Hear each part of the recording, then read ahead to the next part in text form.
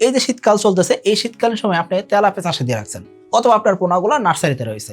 এখন নার্সারিতে থাকা অবস্থায় তেলাপিয়া পোনাকে কি খাবার দিবেন? আপনি অবশ্যই ভাসমান খাবার দিবেন। আবার যেই মাছগুলো চাষে আছে সেই মাছগুলোকে কি দিবেন? সেই মাছগুলোকে অবশ্যই ভাসমান খাবারই দিবেন, ডুবন্ত খাবার দেওয়া যাবে না। তাহলে এই যে ভাসমান খাবার দিবেন, এই ভাসমান খাবারটা কিভাবে দিবেন বা কতটুকু করে দিবেন? খেয়াল করুন, গরমকালে যেই পরিমাণ মাছ খাবার খাইছে এই পরিমাণ খাবার কিন্তু শীতকালে খাবে না। তো ভাসমান খাবার দিয়েছেন, তার মানে এমন নয় যে মাছ সকল খাবার খেয়ে নেবে।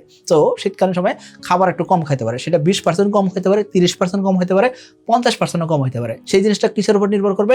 আপনার পুকুরের পরিবেশ, আপনার এলাকার তাপমাত্রা, সকল কিছুর উপর বিবেচনা করে আপনার মাছের খাবারের প্রতি চাহিদা কম বা বেশি হইতে পারে। এখন তাহলে এই যে ভাসমান খাবার নার্সারি পুকুরে আমরা কত বেলা দিব? ভাসমান খাবার আমরা নার্সারি পুকুরে 1 বেলা থেকে 2 বেলা দিব, 3-4 বেলা দেওয়ার দরকার নাই।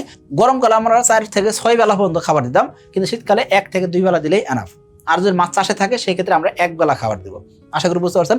এই যে ভাসমান খাবার দিতে আছে সেই ক্ষেত্রে আমরা এক জায়গায় খাবার দিব না, মাছের খাবারটা একটু ছড়াই দিব। আশা করি বুঝতে পারছেন। এই নিয়মে খাবার দিলে ইনশাআল্লাহ মাছের রেজাল্ট ভালো পাবেন।